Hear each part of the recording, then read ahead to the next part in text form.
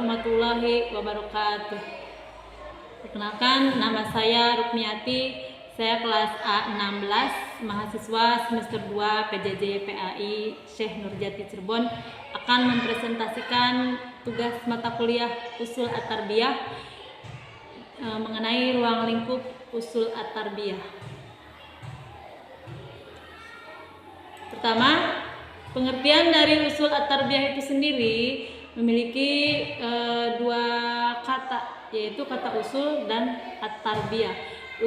Kata usul berarti landasan, dasar, atau pokok. Sedangkan kata at-tarbiyah itu memiliki arti pendidikan, dalam hal ini adalah tentunya pendidikan Islam. Jadi at-tarbiyah dapat diartikan sebagai proses pengembangan atau penyampaian ilmu kepada anak untuk membentuk ketakwaan dan kepribadian yang baik. Dalam dunia pendidikan, istilah ini cukup populer karena banyak digunakan oleh tenaga pendidik, termasuk beberapa ahli di dunia pendidikan seperti Ibnu Sina, Al-Ghazali, Ibnu Khaldun, dan Ibnu Al-Razzaq.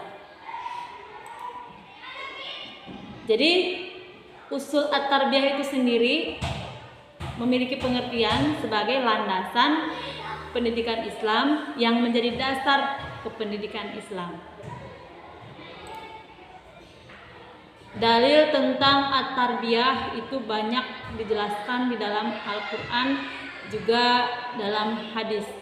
Dalam Al-Quran itu sendiri Allah menyebutkan atau menjelaskan dalam surat Al-Imran ayat 79 yang artinya tidak mungkin bagi seorang yang telah diberi kitab oleh Allah serta hikmah dan kenabian, kemudian dia berkata kepada manusia, "Jadilah kamu penyembahku, bukan penyembah Allah."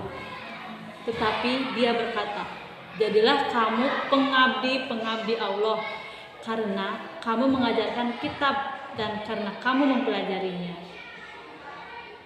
Dalil yang kedua yaitu surat Al-Alaq ayat 1-5 yang berbunyi, "A'udzubillahi minasyaitonirrajim. Bismillahirrahmanirrahim.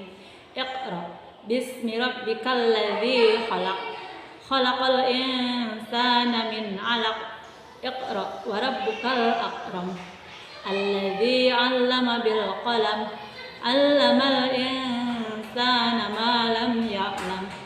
Artinya, bacalah dengan menyebut nama Tuhanmu yang menciptakan.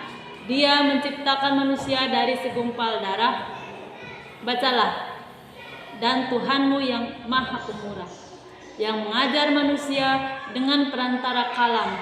Dia mengajar kepada manusia apa yang tidak diketahuinya.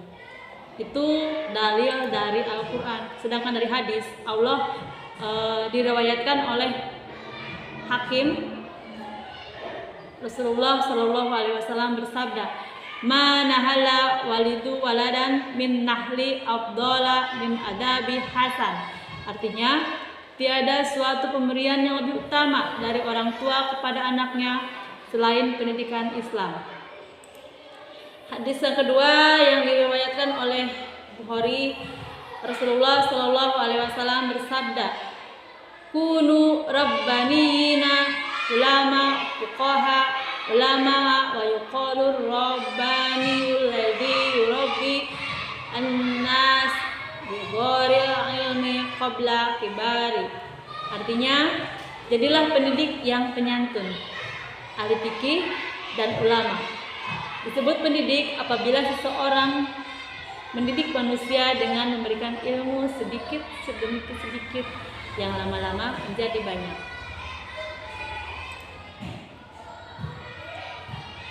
Melalui hadis, Rasulullah mendorong umat manusia untuk menjadi seorang pendidik yang santun dan paham tentang ilmu agama, ilmu fikih, dan mempunyai pengetahuan yang luas dalam mendidik anak dari tingkat dasar hingga ke perguruan tinggi. Artinya, seorang pendidik dituntut untuk mengajarkan ilmu kepada anak didiknya dengan cara lemah lembut seperti yang diajarkan oleh Rasulullah, bukan dengan cara kekerasan, sehingga ilmu yang diberikan kepada anak didiknya dapat diserap dan menciptakan anak didik bukan seorang yang radikal.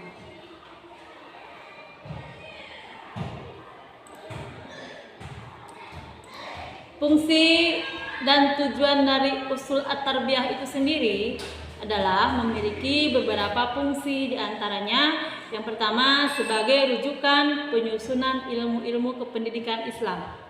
Yang kedua sebagai pengembangan ilmu pendidikan Islam. Sedangkan tujuan dari usul at-tarbiyah itu sendiri adalah sebagai dasar ilmu pendidikan Islam. Yang kedua sebagai pegangan para ahli dalam aktivitas pendidikan Islam. Jadi pendidikan ini bertujuan agar anak-anak mampu memahami, mengamalkan mengamalkan ajaran agama. Di samping itu, anak-anak dapat menjadikan pendidikannya sebagai pandangan dan keselamatan hidup di dunia maupun di akhirat.